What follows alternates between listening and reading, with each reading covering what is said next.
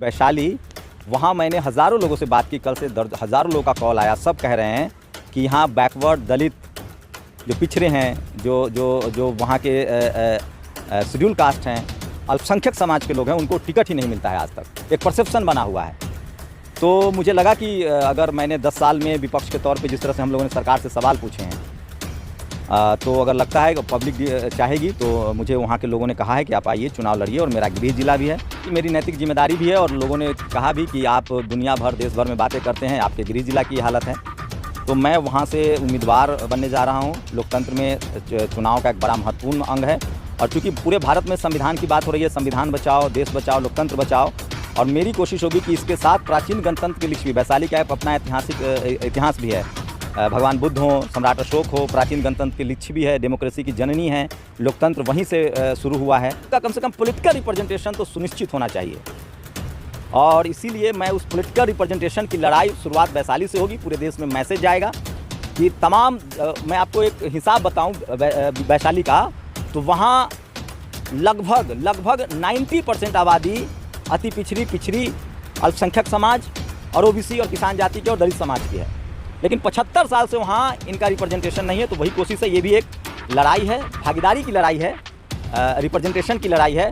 और मैं चाहता हूँ कि मैं सोशल मीडिया पर, जैसे हमने सोशल मीडिया को जिस तरह से मैंने आज इतना डाइवर्स बनाया है, सोचिए IPL ना होता तो आपको रिंकू सिंह ना मिलता। पैसे के दम पर चुनाव लड़ा जा रहा है, इसलिए गरीब घर के बच्चे, शोषित वंचित समाज के बच्चे, बैकवर्ड समाज के बच्चे, ये सबको राजनीति में अपनी भागीदारी तय करनी पड़ेगी, और समाज को तय करना पड़ेगा कि आपका पॉलिटिकल रिप्रेजेंटेशन सुरक्षित है या नहीं है। आज उनसे अपील करता हूं कि आप भारत की राजनीति को ट्रांसपेरेंट कीजिए, धनबल और बाहुबल से राजनीति को बाहर निकालिए, और उन लोगों को आप राजनीति में मौका दीजिए जिन्होंने सड़कों पर संघर्ष किया है और जो टेस्टेड लोग हैं। रिप्रेजेंटेशन की बात करता हूँ अगर मैं वैशाली से रिप्रेजेंट करूँगा तो मेरी कोशिश ये होगी कि वहाँ हर ब्लॉक में अस्पताल, हर ब्लॉक में स्पोर्ट्स ग्राउंड, हर ब्लॉक में बढ़िया एजुकेशन, मेरी कोशिश होगी शिक्षा, रोजगार, हेल्थ, और जो कास्ट डिस्क्रिमिनेशन है उसके खिलाफ लड़ाई।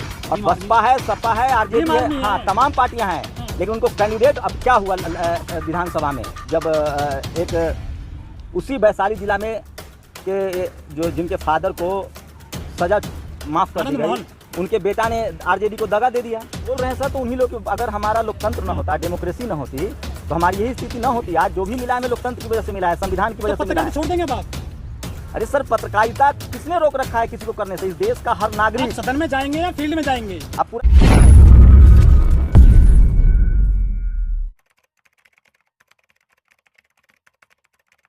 शुक्रिया आप सब लोगों का, इतनी संख्या में आप लोग आए। बस एक जानकारी देना चाहता हूं, आप सब मुझसे अवगत भी हैं, जानते भी हैं, नेशनल दस्तक से मेरी पहचान है, और मैं अब बिहार के वैशाली ज़िले से लोकसभा चुनाव में लड़ने जा रहा हूं। कल मैं पिछले लगभग 1 महीने से लोगों की राय ले रहा था, और वहाँ लोग मुझे बता रहे थे, वहाँ पिछले 75 सालों से किसी भी दलित, बैकवर्ड या किसान समाज से, किसी दलित, पिछड़े या अल्पसंख्यक समाज को रिप्रेजेंटेशन नहीं मिला है, प्रतिनिधि नहीं मिला है। और मैं उसी, मेरा गृह जिला है वो। और जिस तरह से अभी जो आरजेडी के जो संभावित उम्मीदवार हैं, मुझे नहीं पता वो उम्मीदवार हैं कि नहीं, जैसा उन्होंने कहा है, जो संभावित उम्मीदवार हैं उनका जिस तरह से जाति सूचक शब्द आया, और सोचिए लोजपा में वहाँ जिनको टिकट दिया गया, जिन्होंने रामविलास पासवान जी की पार्टी को तोड़ा, उन्होंने बगावत की, वो बीजेपी में, तो सोचिए किस तरह से प्राचीन गणतंत्र की लिच्छवी है वैशाली। आज सब जगह हल्ला है, हंगामा है कि लोकतंत्र खतरे में है, संविधान खतरे में है। प्राचीन गणतंत्र की लिच्छवी वैशाली, वहाँ मैंने हज़ारों लोगों से बात की, कल से हज़ारों लोगों का कॉल आया। सब कह रहे हैं कि यहाँ बैकवर्ड दलित जो पिछड़े हैं, जो वहाँ के शेड्यूल कास्ट हैं, अल्पसंख्यक समाज के लोग हैं, उनको टिकट ही नहीं मिलता है आज तक। एक परसेप्शन बना हुआ है। तो मुझे लगा कि अगर मैंने 10 साल में विपक्ष के तौर पे जिस तरह से हम लोगों ने सरकार से सवाल पूछे हैं, तो अगर लगता है कि पब्लिक चाहेगी तो मुझे वहाँ के लोगों ने कहा है कि आप आइए, चुनाव लड़िए, और मेरा गृह जिला भी है, तो कॉन्स्टिट्यूशनल मेरा अधिकार भी बनता है। लेकिन सबसे बड़ी बात है कि बिहार ने जाति जनगणना कराई, जाति जनगणना के आंकड़े आए, 90% लोग वहाँ गैर सवर्ण हैं।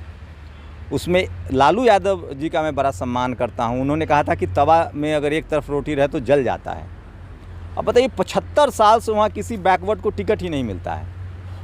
वहाँ मतलब धन बल और बाहुबल का वर्चस्व है। जो कैंडिडेट लोग हैं उनका देखिए बैकग्राउंड।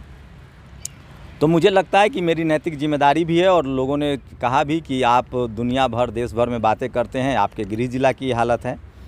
तो मैं वहाँ से उम्मीदवार बनने जा रहा हूँ। लोकतंत्र में चुनाव का एक बड़ा महत्वपूर्ण अंग है, और चूँकि पूरे भारत में संविधान की बात हो रही है, संविधान बचाओ, देश बचाओ, लोकतंत्र बचाओ, और मेरी कोशिश होगी कि इसके साथ प्राचीन गणतंत्र के लिखी भी, वैशाली का अपना ऐतिहासिक इतिहास भी है।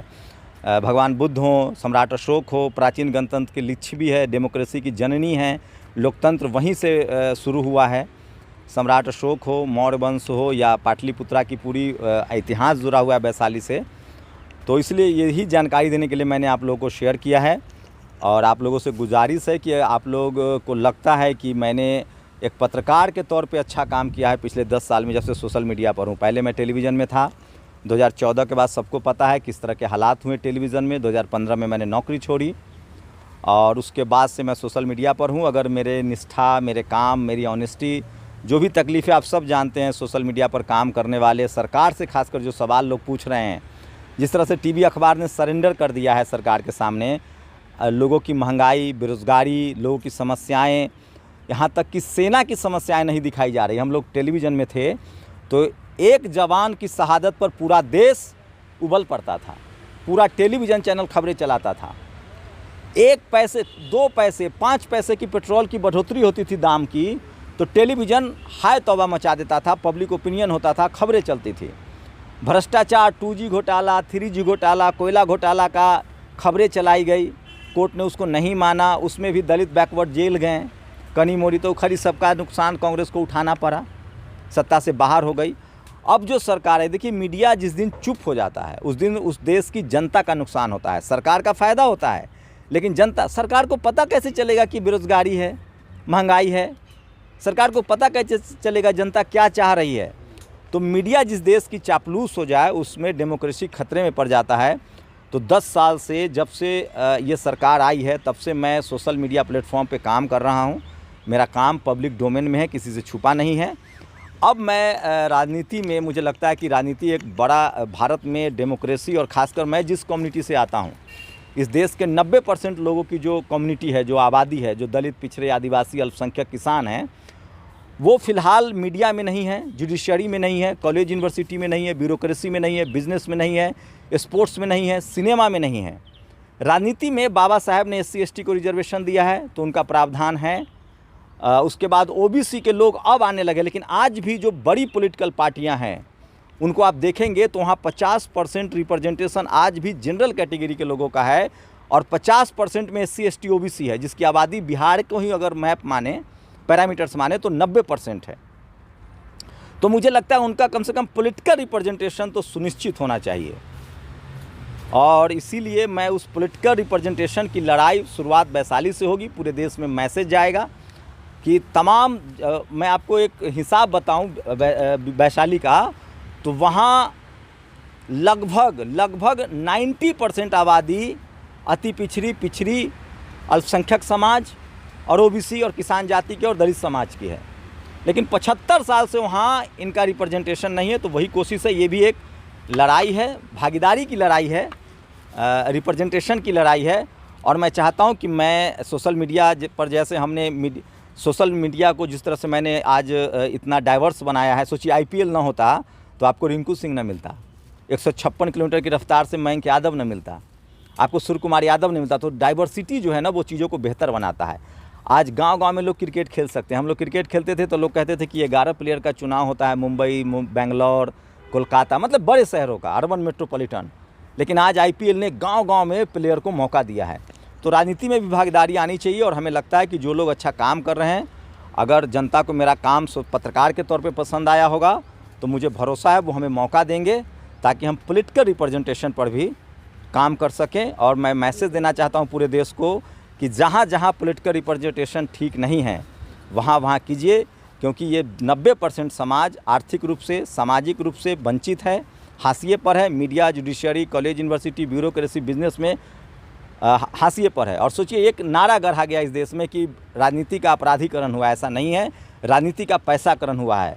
आज पैसे के दम पर चुनाव लड़ा जा रहा है, इसलिए गरीब घर के बच्चे, शोषित वंचित समाज के बच्चे, बैकवर्ड समाज के बच्चे, ये सब को राजनीति में अपनी भागीदारी तय करनी पड़ेगी और समाज को तय करना पड़ेगा कि आपका पॉलिटिकल रिप्रेजेंटेशन सुरक्षित है या नहीं है। और इसलिए मैं वहाँ दावेदारी करने जा रहा हूँ और मैं इस देश के तमाम शोषित वंचित बहुजन समाज से, जो शोषित पीड़ित समाज हैं, गरीब समाज है, उनसे अपील करता हूँ कि आप भारत की राजनीति को ट्रांसपेरेंट कीजिए, धनबल और बाहुबल से राजनीति को बाहर निकालिए और उन लोगों को आप राजनीति में मौका दीजिए जिन्होंने सड़कों पर संघर्ष किया है और जो टेस्टेड लोग हैं, जिन्होंने पिछला काम, जिनका ट्रैक रिकॉर्ड शानदार है।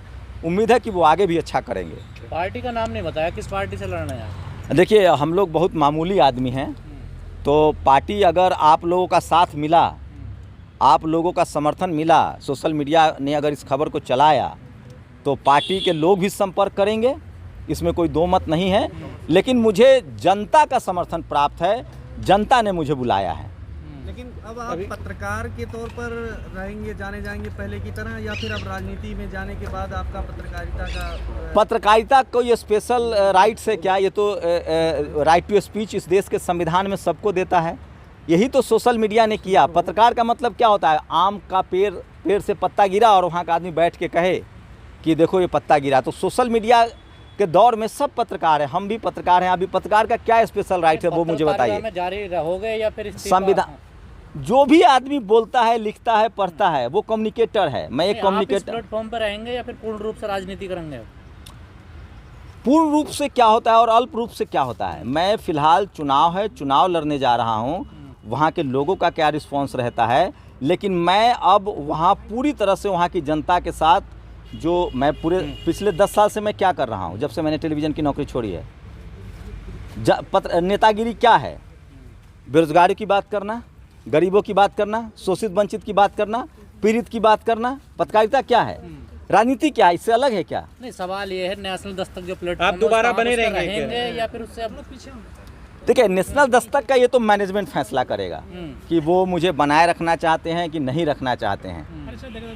लेकिन कुछ पत्रकार हैं जो बीजेपी ज्वाइन कर रहे हैं, कुछ पत्रकार हैं जैसे आप जैसे लोग हैं जो कहीं ना कहीं विपक्ष के तौर पर एक कैंडिडेट खड़े होंगे, तो उनमें अंतर क्या रह जाएगा आपके? और बीजेपी में क्यों नहीं जा रहे हैं आप? देखिए, बीजेपी की जो आइडियोलॉजी है वो मुझे नहीं पसंद है। आरएसएस की जो विचारधारा है वो मुझे नहीं पसंद है। कांग्रेस की विचारधारा मैंने उसके बारे में बहुत अध्ययन नहीं किया है। मुझे किसी भी पॉलिटिकल पार्टी जो है उसकी मैं राजनीति विचारधारा की करूंगा। जो भी शोषित वंचित, कैसी रहेगी आपकी? जो मैं वो पूरा क्लियर हूँ, जो भी शोषित वंचित को रिप्रेजेंटेशन देगा, आरएसएस तो नहीं देता हुआ दिख रहा है। मुझसे आप लिखवा लीजिए, आरएसएस के प्रमुख आज तक गैर सवर्ण नहीं बना। लेकिन बिहार में दुख इस बात का है, वैशाली में खासकर अगर वैशाली की बात करूँ तो वहाँ जो बहुजन दल है वो भी रिप्रेजेंटेशन देने के मामले में जो 90% आबादी है उसको दरकिनार कर रहे हैं। तो उन पार्टियों को विचार करना चाहिए। और मेरी गुजारिश है कि अब राहुल गांधी कह रहे हैं कि हम 50% का कैप हटाएंगे। लालू जी ने वहाँ तेजस्वी यादव और नीतीश जी की सरकार ने जाति जनगणना कराया है, 65% रिजर्वेशन इम्प्लीमेंट किया है। तो टिकट में भी तो आप दीजिए 65%। आप आज के डेट में देखेंगे तो बीजेपी और कांग्रेस दोनों, मैंने अध्ययन किया है, 50% टिकट दे रहे हैं जनरल कैटेगरी को, जबकि उनकी आबादी 10% से ज़्यादा नहीं है। तो 90% लोगों को 50% वहाँ भी क्यों रोक रहे हैं? जब वो आदमी मीडिया में नहीं है। आपको पता है मीडिया में क्या स्थिति है, SC ST OBC नहीं है, अल्पसंख्यक नहीं है, किसान नहीं है, बिजनेस में नहीं है, नौकरियों में नहीं है, ब्यूरोक्रेसी में नहीं है, जुडिशरी में नहीं है, स्पोर्ट्स में नहीं है, सिनेमा में नहीं, जो पावर सेंटर्स है जहाँ से पैसे और नाम और शोहरत है। तो वोट हमारा, राज तुम्हारा, ये नहीं चलेगा। लेकिन बिहार को तो जंगल राज बताते हैं। जब OBC की SC की सरकार आती है तो वहाँ तो बदनाम किए जाते हैं। तो मीडिया में कौन लोग बैठे हुए हैं? जो मीडिया में बैठे हुए हैं वो कल मुझे भी बदनाम करेंगे। लेकिन सवाल है कि बहुजन समाज को सोचना है कि क्या वो अपने पॉलिटिकल रिप्रेजेंटेशन के लिए तैयार हैं। उनको पॉलिटिकल रिप्रेजेंटेशन मिलना चाहिए। अब जो भी राष्ट्रीय पार्टियां हैं वो तय करें। अगर उनको मेरी, आप लोग के माध्यम से ये खबरें पहुंचेंगी तो हो सकता है कि वो तय करें और फैसला करें कि वहाँ से कौन सी पार्टी से मुझे आपके लिए सही लग रही है फिलहाल? देखिए पार्टी, मैं किस पार्टी को सही लगूंगा ये सबसे बड़ा सवाल है। यानी आपने ओपन रखा है अपना दरवाजा सबके लिए। अगर हाँ। बीजेपी को आप अच्छे लगते हैं तो चले जाएंगे। नहीं, मैं आरएसएस की विचारधारा से सहमत आपने नहीं तो हूँ। कहा जो पार्टी मुझे नहीं, वो मैंने आपको पहले, उससे पहले भी कहा था कि आरएसएस की विचारधारा से मैं सहमत नहीं हूँ। कांग्रेस सर पहले भी बहुजन के कई लोग संसद जा चुके हैं, तो आप उसमें कैसे अंतर लाएंगे? पहले भी जा चुके हैं, आगे भी जाएंगे। मैं क्या कह रहा हूँ, मैं रिप्रेजेंटेशन की बात करता हूँ। अगर मैं वैशाली से रिप्रेजेंट करूँगा तो मेरी कोशिश ये होगी कि वहाँ हर ब्लॉक में अस्पताल, हर ब्लॉक में स्पोर्ट्स ग्राउंड, हर ब्लॉक में बढ़िया एजुकेशन, मेरी कोशिश होगी शिक्षा, रोजगार, हेल्थ और जो कास्ट डिस्क्रिमिनेशन है उसके खिलाफ लड़ाई, और सबको बराबर का मौका मिले। सरकारी स्कूल, सरकारी अस्पताल बने। वहाँ से 75 साल से जो लोग रिप्रेजेंट कर रहे हैं, और सबसे बड़ी बात है वहाँ डाइवर्सिटी आए, पॉलिटिकल रिप्रेजेंटेशन की 75 साल से वहाँ वैशाली की बात करें तो वहाँ दलित, पिछड़े और आदिवासी दलित चुने ही नहीं गए हैं, अल्पसंख्यक समाज के लोग चुने ही नहीं गए हैं। तो पहली लड़ाई तो वो है। वो आप लड़ाई से पिछले पत्रकारिता के द्वारा लड़ रहे हैं सर, और वो काम आप करवा भी रहे थे, तो फिर आप संसद जाके ये काम फिर क्या अंतर? क्या संसद जाने की मनाही है? संसद से ही कानून बनता है। संसद ही इस देश की सर्वोच्च संस्था है। संसद ही डेमोक्रेसी की नींव है। संसद में आपको भी जाना चाहिए, सबको कोशिश करनी चाहिए। शंभू जी, क्या आप मनीष कश्यप के रास्ते पर चल दिए हैं क्या? वो भी पत्रकार थे, वो भी राजनीति की तैयारी कर रहे हैं। किसी को रोकने की जरूरत नहीं है, कौन क्या करेंगे, लेकिन मनीष क्या स्कोप कश्यप नहीं की है पत्रकारिता में आइडियोलॉजी, आपके लिए समाज सेवा का? समाज सेवा का स्कोप किस काम में नहीं है? जो जहाँ रह के भी समाज सेवा कर सकता है। लेकिन हम लोगों ने 10 साल जो काम किया है, अगर वो जनता को पसंद आएगा, पब्लिक को पसंद आएगा, बहुजन समाज को लगा कि इस आदमी ने ईमानदारी से, जब ऐसे वक्त में जब सारे टीवी अखबार चुप, जब सारी संस्थाएं चुप, जब सब जगह डर का साया है, उसके बाद भी हमने बेधड़क अपनी बात रखी है, समाज की बात रखी है, गरीब, मजदूर, लाचार, बेबस लोगों की बात रखी है, और उसका खामियाजा मैं क्या भुगत रहा हूँ वो मैं सब समय आने पर बताऊंगा। सब नेता यही कहते हैं राजनीति में आने से पहले कि हम विकास करेंगे, भलाई का काम करेंगे, लेकिन सब बदल जाते हैं, सब जो दूसरी पार्टी में चले जाते हैं।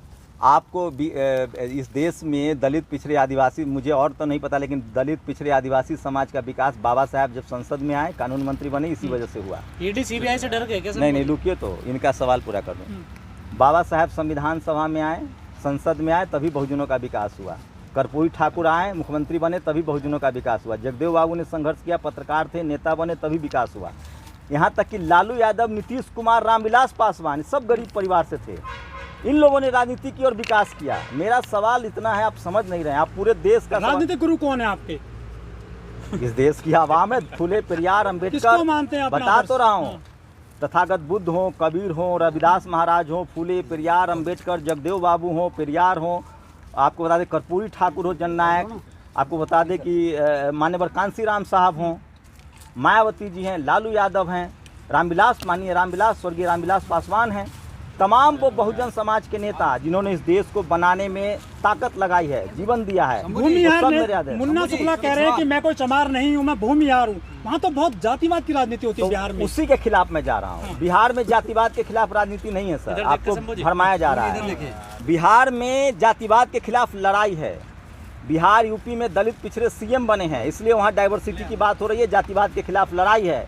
पैसा कहाँ से आएगा चुनाव लड़ने के लिए आपके पास? इतना महंगा चुनाव हो गया है इतना आजकल। देखिए, पैसा तो टीवी अखबार चलाने में भी करोड़ों रुपए लगते थे, लेकिन सोशल मीडिया हमने चलाया और बहुजन समाज ने हमें योगदान दिया, और आज सोशल मीडिया पर 25 करोड़ दर्शक हैं नेशनल दस्तक के, किसी टेलीविज़न से ज़्यादा व्यूअरशिप है। तो पैसा, ये बहुजन समाज बहुत बड़ा समाज है। एक एक रुपया भी चंदा देगा ना बहुजन समाज, तो इस देश के हर लोकसभा सीट पर वो अपना ईमानदार नेता चुनाव लड़ा सकता है। एक एक रुपया भी बहुजन समाज देगा। उनकी तो पहले से ही पार्टी है बहुजन समाज की, तो बसपा है, सपा है, हाँ। और राजद वगैरह, ये सब बसपा है, सपा है, आरजेडी है, हाँ, तमाम पार्टियां हैं। हाँ। लेकिन उनको कैंडिडेट, अब क्या हुआ विधानसभा में, जब एक उसी वैशाली जिला में के जो जिनके फादर को सजा माफ कर दी गई, उनके बेटा ने आरजेडी को दगा दे दिया। सवाल वैशाली जिला का है सर, आप मुझे वैशाली जिला से, वैशाली जिला में 75, आप बताइए, वैशाली जिला में 75 साल से किसी बहुजन को मौका ही नहीं मिला है, तो मुझे जाना चाहिए कि नहीं? आप बताइए। बिल्कुल जाना चाहिए। वैशाली जिला में आप मुझसे पूरा 543 भी लोकसभा की बात कर रहे हैं, मैं कह रहा हूँ मैं वैशाली की बात करने आया हूँ आज। लोग मुझे कह रहे हैं कि पहले अपने घर को तो आज़ाद कराओ, अपने गृह जिला को तो आज़ाद कराओ। शंभू जी एक सवाल ले लीजिए। हाँ। बीएसपी 40 सीटों पर लड़ रही चुनाव बिहार में, तो सभी पॉलिटिकल पार्टी को अधिकार है लड़ने अगर का। आपको बीएसपी की तरफ से मौका मिले तो क्या आप कबूल करेंगे सर? मैं तो कह रहा हूँ मुझे किसी पार्टी से कोई शिकायत ही नहीं है, सिर्फ आरएसएस के अलावा। जी। मैं आरएसएस की विचारधारा से सहमत नहीं हूँ। कांग्रेस से सहमत हैं आप? किसी भी पार्टी से मुझे कोई प्रॉब्लम नहीं, आरएसएस की जो आइडियोलॉजी है उससे मैं सहमत नहीं हूँ बस। पत्रकारिता में चरम पर पहुंच गया क्या आप? कर ली पूरी पत्रकारिता, लगता है जब समाज को कुछ फायदा मिला है सर आपका? मैं एक अदना सा आदमी हूँ सर, ये तो समाज तय करेगा कि क्या मेरे वहाँ मौका नहीं मिला आपको पत्रकारिता में जो आप राजनीति में जा रहे हैं? आपको आज आप पत्रकारिता कर रहे हैं, सोशल मीडिया पर है, कल आपको न्यूयॉर्क टाइम्स, CNN, BBC मौका देगा तो आप जाएंगे कि नहीं? आप तो कहते थे कि बहुजनों मीडिया में आओ, चैनल बनाइए, आगे तो बढ़िए, आए कि नहीं? आपको मौके नहीं मिले, आप भी राजनीति में जा रहे हैं। तो राजनीति में जाने से शिकायत क्या है, प्रॉब्लम क्या है? 131 दलित सांसद पहले से ही वे क्या कर पाए समाज के लिए जो आप जा रहे हैं वहाँ पर? आप जाने? आज बोल रहे हैं सर, तो उन्हीं लोग, अगर हमारा लोकतंत्र न होता, डेमोक्रेसी न होती तो हमारी यही स्थिति न होती। आज जो भी मिला है हमें लोकतंत्र की वजह से मिला है, संविधान की वजह तो से मिला पत्रकारिता है। छोड़ देंगे अब आप? अरे सर पत्रकारिता किसने रोक रखा है किसी को करने से? इस देश का हर आप नागरिक। सदन में जाएंगे या फील्ड में जाएंगे? आप पूरा जवाब नहीं होने दे रहे हैं। मैं कह रहा हूं कि इस देश में हर नागरिक को राइट टू स्पीच है, संवैधानिक अधिकार है, आर्टिकल 19A के हिसाब से सबको अपनी बात रखने का अधिकार है। यही पत्रकार मैं चाह रहा हूं बहुजन समाज सड़क पर भी बोले, संसद में भी बोले और सोशल मीडिया पर भी बोले। ये भी एक पत्रकारिता ही है। आप समझिए, इस देश के आडवाणी क्या थे बाई प्रोफेशन, वाजपेयी क्या थे बाई प्रोफेशन। आप अपने लोगों को इस तरह से टांग मत खींचिए, अपने ही लोग की आलोचना करना, अपने ही लोगों को नीचे दिखाना, यही बहुजन समाज का, बहुजन पिछड़े समाज का स्वभाव है। पत्रकारिता, वकील, ये सब सेंसिटिव कम्युनिटी होता है, प्रोफेशन होता है, इससे लोग राजनीति में आते हैं। मैं कह रहा हूँ मेरा आकलन मेरे काम पर कीजिए। अगर 10 साल मैंने ईमानदारी से पत्रकारिता की है, डंके की चोट पर की है, तो आगे भी मैं अच्छा काम करूंगा। और मेरी प्राथमिकता यह है कि 75 साल से वहाँ दलित पिछड़े को मौका नहीं मिला है, वहाँ बाहुबल और धनबल का कब्जा है, मैं उसके खिलाफ जा रहा हूँ। ये भी एक पत्रकारिता है। चलिए, रवीश कुमार हैं, पूर्ण प्रसन्न वाजपेयी हैं, अभिसार शर्मा हैं, वो तो पत्रकारिता ही कर रहे हैं। आइए सवाल उनसे पूछे, मैं उनका पीए थोड़ी हूँ, वो क्या करेंगे वो तो उनका सवाल है। मैं तो अपनी बात बताऊंगा ना।